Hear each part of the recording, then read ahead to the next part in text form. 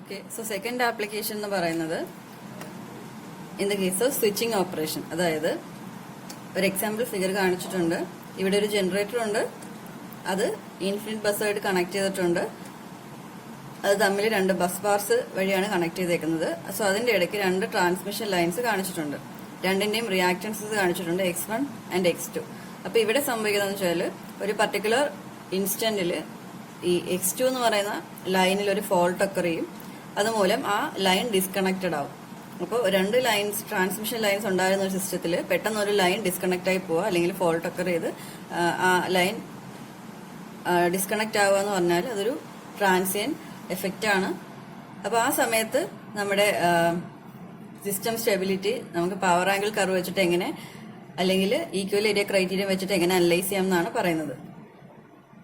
അപ്പം അതിനാദ്യം corresponding power angle curve ആണ് വരയ്ക്കേണ്ടത്. സോ ഇവിടെ എന്താണ് സംഭവിക്കുന്നത് വെച്ചാൽ നമ്മൾ രണ്ട് ലൈൻസും ഉള്ള കേസിൽ നമ്മൾ പവർ ഔട്ട്പുട്ടിന്റെ ഇക്വേഷൻ എഴുതുന്നത് എങ്ങനെയാണ്, EV by effective reactance into sine delta. അതിലിവിടെ രണ്ട് ട്രാൻസ്മിഷൻ ലൈൻസ് ഉണ്ടെന്നുണ്ടെങ്കിൽ എഫക്റ്റീവ് റിയാക്ടൻസ് എന്ന് പറയുന്നത് മെഷീന്റെ റിയാക്ടൻസ് XT' പ്ലസ് രണ്ട് പാരലൽ ലൈൻസ് ആണ്. So X1 X2 by X1 plus X2 എന്നാണ് ഇൻറ്റു സൈൻ ഡെൽറ്റ.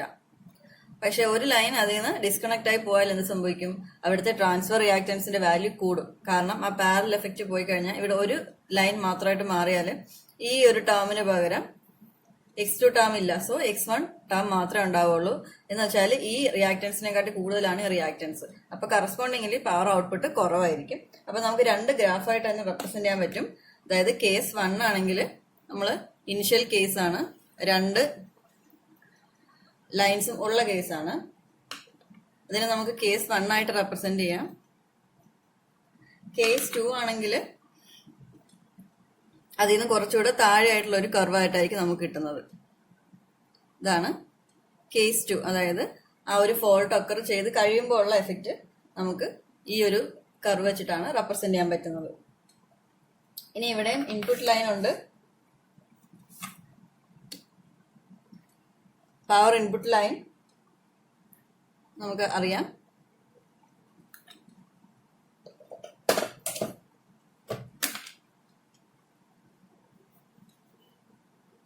ഒരു ഫിക്സഡ് വാല്യൂ ആണ് ഇൻപുട്ട് വാല്യൂ. കാരണം ഇവിടെ നമുക്ക് ഇൻപുട്ടിന് ചേഞ്ച് ഇല്ല, ഇൻപുട്ട് കോൺസ്റ്റന്റ് ആണ്. ഇവിടെ ഒരു ലൈൻ ഡിസ്കണക്ട് ആവുന്ന എഫക്റ്റ് ആണ് വരുന്നത്. നേരത്തെ എക്സാമ്പിളിൽ അങ്ങനെയല്ല, ഇൻപുട്ട് പവർ ആണ് ഇൻക്രീസ് ചെയ്യുന്നത്. സോ ഇത് PI ആണ്. ദെൻ ഇനിഷ്യൽ ഓപ്പറേറ്റിംഗ് കണ്ടീഷൻ എന്ന് പറയുന്നത് ഈ ഒരു പോയിന്റ് ആണ്. നമുക്ക് പോയിന്റ് 1 എന്ന് വേണമെങ്കിൽ റെപ്രസെന്റ് ചെയ്യാം. സോ ഇവിടെ ആയിരുന്നു രണ്ട് ട്രാൻസ്മിഷൻ ലൈൻ ഉള്ള കേസിൽ മെഷീൻ ഓപ്പറേറ്റ് ചെയ്തുകൊണ്ടിരുന്നത്. Input power equal output power balanced condition. അപ്പോഴാണ് ആ സമയത്തുള്ള ഡെൽറ്റ വാല്യൂ എന്ന് പറയുന്നത് ഇനിഷ്യൽ ഡെൽറ്റ വാല്യൂ ഡെൽറ്റ 0 ആണ്. ആ സമയത്താണ് എന്ത് സംഭവിക്കുന്നത്, മെഷീൻ ഒരു ലൈൻ ഡിസ്കണക്ട് ആവുന്നത്. സോ ആ സമയത്ത് എന്ത് സംഭവിക്കും, ആ പോയിന്റ് സ്വിച്ച് ചെയ്ത് താഴേക്ക്, കാരണം പവർ ഔട്ട്പുട്ട് കുറഞ്ഞു, സ്വിച്ച് ചെയ്ത് താഴേക്ക് ഈ പോയിന്റിലേക്ക്, അതായത് പോയിന്റ് 2 എത്തും. അപ്പോൾ നേരത്തെ പവർ ഇൻപുട്ട് കൂട്ടിയപ്പോൾ മുകളിലേക്കുള്ള വാല്യൂലാണ് സ്റ്റാർട്ട് ചെയ്തത്. പക്ഷെ ഇവിടെ ഒരു ലൈൻ ഡിസ്കണക്ട് ആകുമ്പോൾ പവർ ഔട്ട്പുട്ട് കുറയുമ്പോൾ താഴേക്കാണ് പോകുന്നത്. അപ്പൊ താഴേക്ക് വന്നു കഴിഞ്ഞാൽ സംഭവിക്കുന്നത് ഔട്ട്പുട്ട് പവർ ഇപ്പൊ ഇത്രയേ ഉള്ളൂ, ഇൻപുട്ട് പവർ കൂടി നിൽക്കുകയാണ്. അപ്പൊ മെഷീൻ ആക്സിലറേറ്റ് ചെയ്യും, റോട്ടർ ആക്സിലറേറ്റ് ചെയ്യും, മുന്നോട്ട് പോകും. ഇതാണ് നമ്മുടെ സ്റ്റേബിൾ ഇൻപുട്ട് ലൈൻ മീറ്റ് ചെയ്യുന്ന പോയിന്റ്. ഇതാണ് സ്റ്റേബിൾ പോയിന്റ്. പക്ഷെ അവിടെ നിൽക്കത്തില്ല, കാരണം അവിടെ ഇത്രയും കൈനറ്റിക് എനർജി അത് അറ്റൈൻ ചെയ്തിട്ടുണ്ട്. സോ അതുകൊണ്ട് അത് കുറച്ചുകൂടി ഫോർവേഡ് ആയിട്ട് പോകും. ഈ A1 എന്ന് പറയുന്ന ഏരിയ ഈക്വൽ ആകുന്നത് വരെ അത് പോകും. സോ ഇത് A2. സോ A1 എന്ന് പറയുന്ന ഏരിയക്ക് ഈക്വൽ ആകുന്നത് വരെ അത് പോയിട്ട് തിരിച്ച് വീണ്ടും നോർമൽ ബാലൻസ്ഡ് പൊസിഷനിലേക്ക് വരും. എഗെയിൻ ഇത് താഴേക്ക് പോകും, ഇതിങ്ങനെ സ്വിങ് ചെയ്യും. അപ്പം ഫൈനൽ ബാലൻസ്ഡ് പൊസിഷൻ എന്ന് പറയുന്നത് ഇതാണ്. അവിടെയാണ് നമ്മുടെ ഇൻപുട്ട് ലൈൻ മീറ്റ് ചെയ്യുന്നത്. പഴയ ലൈനിൽ പവർ ആംഗിൾ കർവിലേക്ക് എന്തായാലും പോവില്ല, കാരണം ആ ലൈൻ ഓൾറെഡി പോയി. പിന്നെ ഇതാണ് പവർ ആംഗിൾ കർവ്. അവിടുത്തെ ഇൻപുട്ട് ലൈൻ ക്രോസ് ചെയ്യുന്ന പോയിന്റ് ആണ് അവിടുത്തെ ബാലൻസ്ഡ് പോയിന്റ് എന്ന് പറയുന്നത്. സോ അവിടേക്ക് വരും, കുറെ ഓസിലേഷൻസിന് ശേഷമായിരിക്കും അവിടേക്ക് വരുന്നത്. അപ്പൊ ഇവിടെയും നമ്മുടെ ഈക്വൽ ഏരിയ ക്രൈറ്റീരിയൻ അപ്ലൈ ചെയ്താൽ നമുക്ക് രണ്ട് ഏരിയ കിട്ടും. ഇത് ഡെൽറ്റ 1,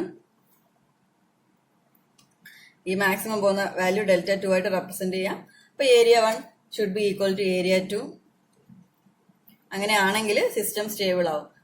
ഈ ഒരു ലൈൻ പോയാലും ഈ രണ്ട് ഏരിയാസ് ഈക്വൽ ആണെന്നുണ്ടെങ്കിൽ സിസ്റ്റം സ്റ്റേബിൾ ആയിരിക്കും. അപ്പൊ അത് നമുക്ക് സിസ്റ്റം ഇൻസ്റ്റാൾ ചെയ്യുന്നതിന് മുന്നേ തന്നെ അനലൈസ് ചെയ്ത് കണ്ടുപിടിക്കാൻ പറ്റും.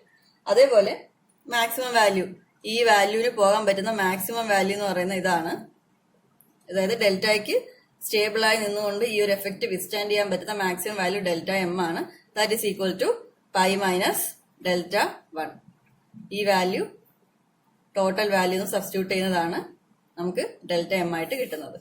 അപ്പൊ അത് നമുക്ക് ഈ ഒരു ഈക്വലേരിയ ക്രൈറ്റീരിയൻ എക്സാമ്പിൾ, ഈ ഒരു എക്സാമ്പിളിൽ നമുക്ക് കാൽക്കുലേറ്റ് ചെയ്യാൻ പറ്റും. അപ്പൊ അതാണ് സെക്കൻഡ് എക്സാമ്പിൾ ആയിട്ട് വരുന്നത്. സോ നെക്സ്റ്റ് തേർഡ് എക്സാമ്പിൾ എന്ന് പറയുന്നത് fault and subsequent circuit isolation ആണ്. അപ്പൊ ഇതാണ് ഇതിൽ ഏറ്റവും ഇമ്പോർട്ടന്റ് ആയിട്ടുള്ള എക്സാമ്പിൾ എന്ന് പറയുന്നത്. അതായത് നമ്മുടെ സർക്യൂട്ട് ബ്രേക്കേഴ്സിന്റെ ക്ലിയറിംഗ് ആംഗിൾ കാൽക്കുലേറ്റ് ചെയ്യാൻ വേണ്ടിയിട്ട് നമുക്ക് ഈ ഒരു മെത്തേഡ് യൂസ് ചെയ്യാവുന്നതാണ്. അപ്പൊ ഇവിടെ നിങ്ങൾക്ക് ഫിഗറിൽ കാണാം 3 പവർ ആംഗിൾ കർവ്സ് വരച്ചിട്ടുണ്ട്. അപ്പൊ ഈ ഒരു എക്സാമ്പിളിൽ 3 പവർ ആംഗിൾ കർവ് ഇൻവോൾവ് ചെയ്യുന്നുണ്ട്. എന്തുകൊണ്ടാണെന്ന് ചോദിച്ചാൽ നമുക്ക് സർക്യൂട്ട് ബ്രേക്കർ ആക്ട് ചെയ്യുന്നത് എപ്പോഴാണ്? ഒരു ഫോൾട്ട് ഉണ്ടാകുമ്പോഴാണ്. അപ്പൊ നമുക്ക് ആദ്യം ഒരു പ്രീ ഫോൾട്ട് സിസ്റ്റം കാണും. ഫോൾട്ട് ഉണ്ടാകുന്നതിന് മുന്നേ ഉള്ള പവർ ആംഗിൾ കർവ്. അത് കഴിഞ്ഞിട്ട് ഡ്യൂറിങ് ഫോൾട്ടിലുള്ള ഒരു പവർ ആംഗിൾ കർവ് കാണും. അത് കഴിഞ്ഞിട്ട് ഫോൾട്ട് ക്ലിയർ ഔട്ട് ചെയ്തതിന് ശേഷമുള്ള power angle curve. Fault cleared out. അപ്പം pre fault, during fault, post fault, ഇങ്ങനെ 3 കർവാണ് നമുക്ക് ഇവിടെ വരുന്നത്. അപ്പൊ അതാണ് ഇവിടെ 3 കളറിൽ കാണിച്ചിട്ടുള്ളത്. സോ ഇവിടെ എന്താണ് സംഭവിക്കുന്നത് വെച്ചാല് നമ്മുടെ ഇനിഷ്യൽ ഓപ്പറേറ്റിംഗ് പോയിന്റ് എന്ന് പറയുന്നത് നമുക്ക് എ ആയിട്ട് റെപ്രസെന്റ് ചെയ്യാം. ഇതാണ് പ്രീ ഫോൾട്ട് കണ്ടീഷനിലുള്ള പവർ ആംഗിൾ കർവ്.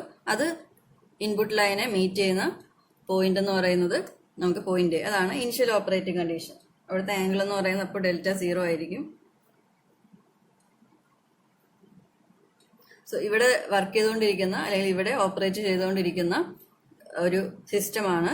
അപ്പോഴാണ് അവിടെ ഫോൾട്ട് ഉണ്ടാവുന്നത്. ഫോൾട്ട് ഉണ്ടാകുമ്പോൾ എന്ത് സംഭവിക്കും?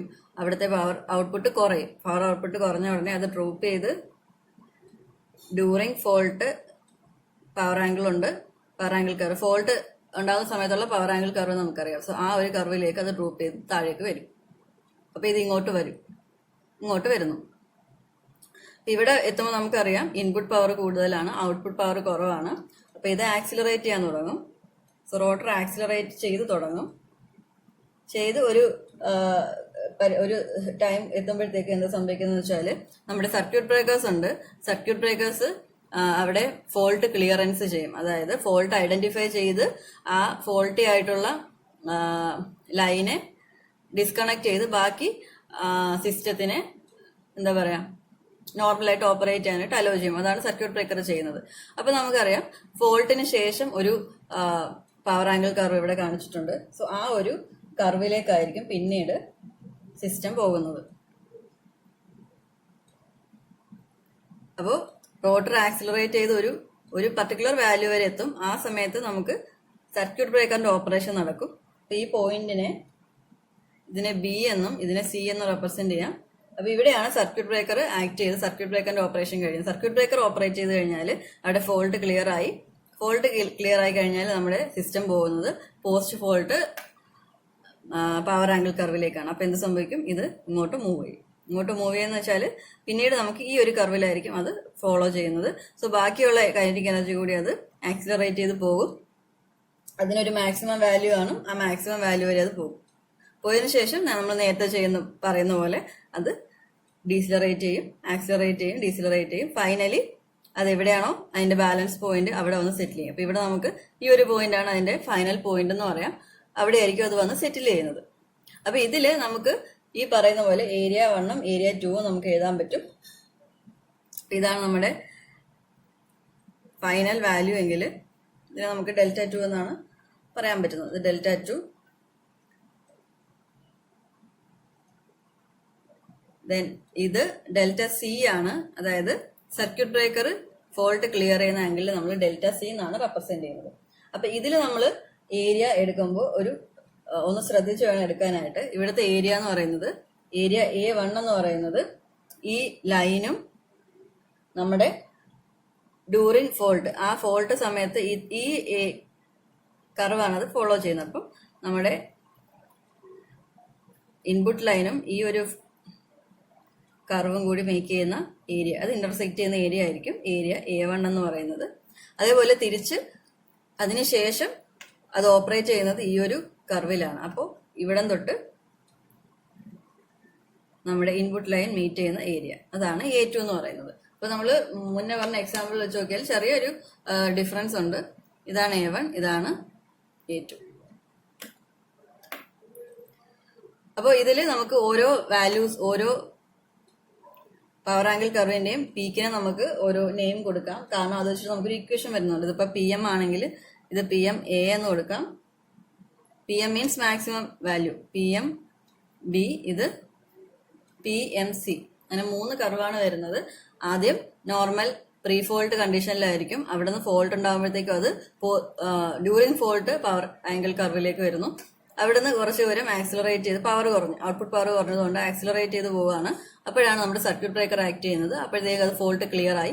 ഫോൾട്ട് ക്ലിയർ ആയാൽ അത് പോസ്റ്റ് ഫോൾട്ട് കർവിലേക്ക് പോകും. എന്നിട്ട് ആക്സിലറേഷൻ ഉണ്ടെങ്കിൽ ആക്സിലറേഷനിലേക്ക് പോകും. എന്നിട്ട് പഴയ പ്രോസസ്സ് റിപ്പീറ്റ് ചെയ്യും. മുകളിലേക്കും താഴേക്കും പോയി സ്വിങ് ചെയ്ത് ഫൈനൽ പോയിന്റിൽ അത് സെറ്റിൽ ചെയ്യും. But acceleration area and deceleration area എടുക്കുമ്പോൾ ശ്രദ്ധിക്കേണ്ടത്, ആ സമയത്ത് ഏത് കർവാണോ അതിൽ ഓപ്പറേറ്റ് ചെയ്യുന്നത്, ആ കർവും നമ്മുടെ ഇൻപുട്ട് ലൈനുമായിട്ടുള്ള ഏരിയ ആണ് നമ്മൾ ആക്സിലറേഷനും ഡീസിലറേഷനും ഏരിയ ആയിട്ട് കൺസിഡർ ചെയ്യേണ്ടത്. അപ്പൊ ഈ 2 ഏരിയാസ് നമുക്ക് അറിയാമെങ്കിൽ A1 is equal to A2, accelerating area is equal to decelerating area, അതാണ് ഈക്വലിറ്റി ക്രൈറ്റീരിയ. ആ ക്രൈറ്റീരിയ വെച്ചിട്ട് നമുക്ക് ഈ സർക്യൂട്ട് ബ്രേക്കറിന്റെ ക്ലിയറിംഗ് ആംഗിൾ കണ്ടുപിടിക്കാൻ പറ്റും. അപ്പൊ അത് ഏറ്റവും ഇമ്പോർട്ടന്റ് ആയിട്ടുള്ള ഒരു ആപ്ലിക്കേഷൻ ആണ് clearing angle of circuit breaker. Circuit breaker എത്ര ലോഡ് ആംഗിൾ എത്തുമ്പോഴത്തേക്കും അത് ഫോൾട്ട് ക്ലിയർ ചെയ്യും. ഫോൾട്ട് ഉണ്ടാകുന്നത് ഈ Δ0-യിലാണ്. അപ്പൊ അത് കഴിഞ്ഞ് ഇത്രയും സമയം കഴിഞ്ഞിട്ടാണ്, ഇത്രയും വാല്യൂ ആകുമ്പോഴാണ് സർക്യൂട്ട് ബ്രേക്കർ ആക്ട് ചെയ്യുന്നത്. അപ്പൊ അത് എത്ര കുറഞ്ഞിരിക്കാമോ അത്രയും നല്ലത്. അപ്പൊ അത് ഐഡന്റിഫൈ ചെയ്യാൻ നമുക്ക് ഈ ഒരു ആപ്ലിക്കേഷൻ വെച്ചിട്ട് ചെയ്യാൻ പറ്റും. ഇനി Δc എന്ന് പറയുന്ന ക്ലിയറിംഗ് ആംഗിൾ ആണെങ്കിൽ നമുക്ക് Δcc എന്നൊരു ടേം ഉണ്ട്. അതിനെയാണ് നമ്മൾ ക്രിട്ടിക്കൽ ക്ലിയറിംഗ് ആംഗിൾ എന്ന് പറയുന്നത്. Critical clearing angle. അപ്പൊ അതെന്ന് പറയുന്നത് നമ്മൾ നേരത്തെ പറഞ്ഞ പോലെ നമ്മുടെ മാക്സിമം കേസാണ്. അതായത് ഈ Δ2 എന്ന് പറയുന്നത് പോകാൻ പറ്റുന്ന മാക്സിമം വാല്യൂ നമുക്കറിയാം എപ്പോഴും Δm ആണ്.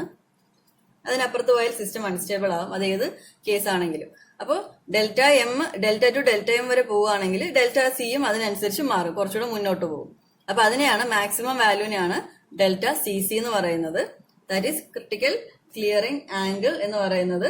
It is a maximum clearing angle for a given load. അതാണ് critical clearing angle of a circuit breaker എന്ന് പറയുന്നത്. Δcc എന്നാണ് നമ്മൾ റെപ്രസെന്റ് ചെയ്യുന്നത്. ഇത് ഡിറൈവ് ചെയ്യാൻ ഇക്വേഷൻ ഉണ്ട്, പക്ഷെ തൽക്കാലം ഞാൻ അത് പറയുന്നില്ല. നിങ്ങൾ അതിന്റെ തിയറി പഠിക്കുക. ഇതിന്റെ ഇക്വേഷൻ ഞാൻ എഴുതാം, പറ്റുമെങ്കിൽ അത് ഒന്ന് പഠിച്ചു വെക്കുക. പറ്റുമെങ്കിലും നല്ല നമുക്ക് പ്രോബ്ലം ചെയ്യേണ്ടി വരും, അതൊന്ന് പഠിച്ചു വെക്കാൻ നോക്കുക. സോ അതിന്റെ ഇക്വേഷൻ നമ്മൾ നേരത്തെ ഡിറൈവ് ചെയ്ത പോലെ തന്നെയാണ്. ഏരിയാസ്, ഈ 2 ഏരിയാസ് കാൽക്കുലേറ്റ് ചെയ്ത് ഇക്വേറ്റ് ചെയ്യുന്ന സ്റ്റെപ്പ് മാത്രമാണ് അവിടെ വരുന്നത്. അപ്പൊ അതിന്റെ ഫൈനൽ വാല്യൂ എന്ന് പറയുന്നത് cos Δcc is equal to Pi into Δm minus Δ0. ഇതെല്ലാം നമുക്ക് അറിയാവുന്ന കാര്യങ്ങളാണ്. മൈനസ് PMB എന്ന് പറഞ്ഞാൽ ഈ ഒരു കർവിന്റെ മാക്സിമം വാല്യൂ ആണ്, into cos Δ0 plus PMC into cos Δm divided by PMC minus PMB. അപ്പം ഓരോ കർവിന്റെ പീക്ക് നൊട്ടേഷൻ കൊടുത്ത്, അതുകൊണ്ടാണ് ഈ ഇക്വേഷനിൽ ക്രിട്ടിക്കൽ ക്ലിയറിംഗ് ആംഗിൾ കാൽക്കുലേറ്റ് ചെയ്യാനുള്ള പ്രോബ്ലം ചോദിക്കാറുണ്ട്. ചോദിച്ചാൽ ഈ ഇക്വേഷൻ നിങ്ങൾ ബൈഹാർട്ട് ചെയ്ത് പഠിക്കുക. അത് വെച്ചിട്ടാണ് നമ്മൾ സബ്സ്റ്റിറ്റ്യൂട്ട് ചെയ്യേണ്ടത്. അതിൽ ഡെറിവ് ചെയ്യുമ്പോൾ നമുക്ക് വരുന്ന റിലേഷൻ ആണ് Δm is equal to pi minus sine inverse of Pi minus PMI എന്ന് പറയുന്നത്. സോ അത് നമുക്ക് പ്രോബ്ലം ചെയ്യാനായിട്ട് ആവശ്യം വരും. അപ്പോൾ ഒരു ഇമ്പോർട്ടന്റ് ആയിട്ടുള്ളൊരു എക്സാമ്പിൾ ആണ് സർക്യൂട്ട് ബ്രേക്കറിന്റെ ക്ലിയറിംഗ് ആംഗിൾ കണ്ടുപിടിക്കുക എന്ന് പറയുന്നത്. എന്ന് വെച്ചാൽ മാക്സിമം ക്ലിയറിംഗ് ആംഗിൾ എന്ന് പറയുന്നതാണ് Δcc എന്ന് പറയുന്നത്. അപ്പം ക്ലിയറിംഗ് ആംഗിൾ മാക്സിമം ആവുന്ന എപ്പോഴാണെന്ന് വെച്ചാൽ Δ2 is equal to Δm ആകുമ്പോഴാണ് Δc is equal to Δcc ആകുന്നത്. അപ്പൊ ഇതിനെയാണ് നമ്മൾ ക്രിട്ടിക്കൽ ക്ലിയറിംഗ് ആംഗിൾ എന്ന് പറയുന്നത്. ഇത് മാക്സിമം ഡെൽറ്റ എവിടെ വരെ പോകും എന്നുള്ളതാണ് ഡെൽറ്റ എം കൊണ്ട് ഉദ്ദേശിക്കുന്നത്. അപ്പൊ ഇത് രണ്ടും പീക്ക് വാല്യൂസ് ആണ്. ഇത് ഏത് വാല്യൂ ആകാം, ഇതിന് മാക്സിമം വാല്യൂന് താഴെയുള്ള ഏത് വാല്യൂ ആകാം. അങ്ങനെയാണെങ്കിൽ ആ സിസ്റ്റം സ്റ്റേബിൾ ആയിരിക്കും, സർക്യൂട്ട് ബ്രേക്കർ പ്രോപ്പറായിട്ട് ആക്ട് ചെയ്യും. അല്ലാന്നുണ്ടെങ്കിൽ ആ സിസ്റ്റം സർക്യൂട്ട് ബ്രേക്കർ ആക്ട് ചെയ്താലും സിസ്റ്റം അൺസ്റ്റേബിൾ ആയിരിക്കും. അപ്പൊ ഇതാണ് തേർഡ് എക്സാമ്പിൾ ആയിട്ട് വരുന്നത്.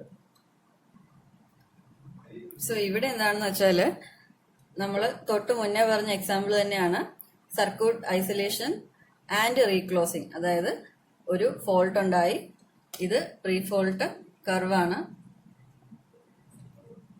പ്രീ ഫോൾട്ട് കർവ്, ഇത് പോസ്റ്റ് ഫോൾട്ട് കർവ്, ഇത് ഫോൾട്ട് ഉണ്ടാകുന്ന സമയത്തുള്ള കർവ്. അപ്പൊ ഇവിടെ എന്താണ് പ്രത്യേകത എന്ന് ചോദിച്ചാൽ നേരത്തെ നടന്ന സെയിം പ്രോസസ് തന്നെയാണ് ഇവിടെ നടക്കുന്നത്. ഒരു പർട്ടിക്കുലർ പോയിന്റിൽ, ഒരു സ്റ്റേബിൾ പോയിന്റിൽ ഓപ്പറേറ്റ് ചെയ്തുകൊണ്ടിരിക്കുന്ന സിസ്റ്റമാണ്. അപ്പൊ അവിടെ ഫോൾട്ട് ഉണ്ടായി, ഫോൾട്ട് ഉണ്ടാകുമ്പോൾ അത് നേരെ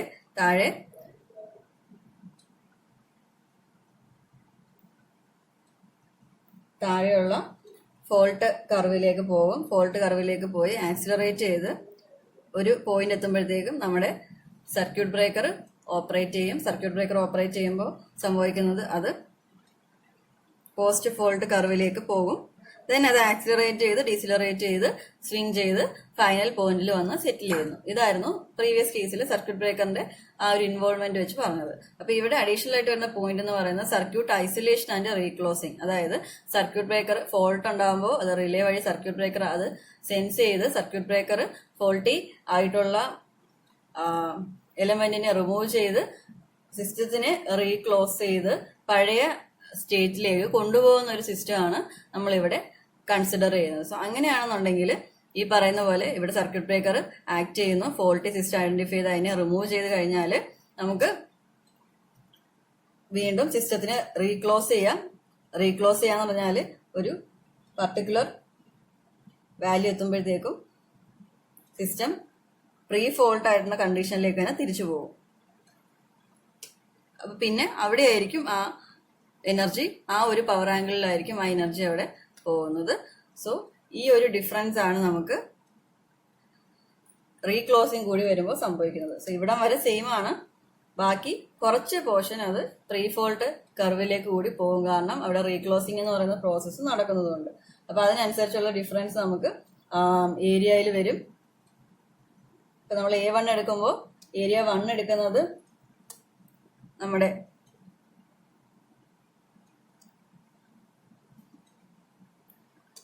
ഇൻപുട്ട് ലൈനും ഫോൾട്ട് കണ്ടീഷനും, അതായത് പോസ്റ്റ് ഫോൾട്ട് അല്ല ഫോൾട്ട് കണ്ടീഷനും കൂടെ മേക്ക് ചെയ്യുന്ന ഏരിയ, അതാണ് A1. ഇത് A1. എന്നാൽ A2 എന്ന് പറയുമ്പോഴത്തേക്കും ഇൻപുട്ട് ലൈനും കുറച്ച് ഭാഗം പോസ്റ്റ് ഫോൾട്ട് കർവും അതിനുശേഷമുള്ള ഭാഗം പ്രീ ഫോൾട്ട് കർവിലേക്ക് തിരിച്ചു പോകുന്നുണ്ട്. അതും കൂടെ ചേർത്തിട്ടുള്ള ഏരിയ ആയിരിക്കും നമ്മളവിടെ A2 ആയിട്ട് എടുക്കുന്നത്. ഇവിടെ സിസ്റ്റം സ്റ്റേബിൾ ആണോ അല്ലയോ, സ്റ്റേബിൾ ആയിട്ടുള്ള റീക്ലോസിംഗ് നടക്കുമെന്ന് അറിയണമെങ്കിൽ if this A1 is equal to A2, ഈ ഏരിയ 2 കാൽക്കുലേറ്റ് ചെയ്ത് ഇത് രണ്ടും ഈക്വൽ ആണോ എന്ന് നോക്കിയാൽ നമുക്ക് സിസ്റ്റം സ്റ്റെബിലിറ്റി പറയാൻ പറ്റും. അതേപോലെ ഇവിടുത്തെ ഡെൽറ്റ വാല്യൂസ് ഒക്കെ നോക്കിയാൽ ഡെൽറ്റ സി, ഇതിനെ റീക്ലോസിംഗ് വാല്യൂ എന്നുള്ളത് കൊണ്ട് ഇവിടുത്തെ ഡെൽറ്റ ആർ എന്നും ഇതിനെ ഡെൽറ്റ 2 എന്നും പറയാം. ഡെൽറ്റ 2ന്റെ മാക്സിമം എന്ന് പറയുന്നത് പൈ മൈനസ് ഡെൽറ്റ എം ആണ്. അപ്പോൾ അത്രയാണ് ഇതിൻ്റെ അകത്ത് വരുന്നത്. അപ്പൊ നേരത്തെ പറഞ്ഞ സെയിം എക്സാമ്പിൾ തന്നെയാണ്. റീക്ലോസിംഗ് കൂടി വരുമ്പോൾ കുറച്ച് പോർഷൻ പ്രീ ഫോൾട്ട് കണ്ടീഷനിലേക്ക് പോകുന്നു. സോ അതുകൊണ്ട് ആ ഒരു പോർഷൻ കൂടി നമ്മൾ ആ ഏരിയയിൽ കൺസിഡർ ചെയ്യണം. നേരത്തെ തൊട്ട് മുന്നത്തെ കേസിൽ ഇത്രയും മാത്രമേ ഉണ്ടായിരുന്നുള്ളൂ. പ്രീ ഫോൾട്ട് റീക്ലോസിംഗ് വരുവാണെങ്കിൽ ആ ഒരു പോർഷൻ കൂടി വരും. അത്രയേ ഉള്ളൂ ഇവിടെ ഡിഫറൻസ്. അപ്പൊ ഇതിൽ വേറെ ഇക്വേഷൻസ് ഒന്നും വരുന്നില്ല, അത് തിയറി ആയിട്ട് പറയാം. അപ്പൊ ഇങ്ങനെ നാല് എക്സാമ്പിൾസ് ആണ് ഈക്വലിബ്രിയം ക്രൈറ്റീരിയയിൽ വരുന്നത്. ഇനി ഇത് വെച്ചിട്ട് പ്രോബ്ലംസ് ഉണ്ട്. മെയിനായിട്ടുള്ള പ്രോബ്ലം എന്ന് പറയുന്നത് ആദ്യത്തെ രണ്ടല്ല, നമ്മുടെ ഇൻപുട്ട് ചേഞ്ച് മൂലം ഉണ്ടാകുന്നതും പിന്നെ ആദ്യത്തെ 3 എക്സാമ്പിൾസ് വെച്ചിട്ടും പ്രോബ്ലംസ് ചോദിക്കാറുണ്ട്.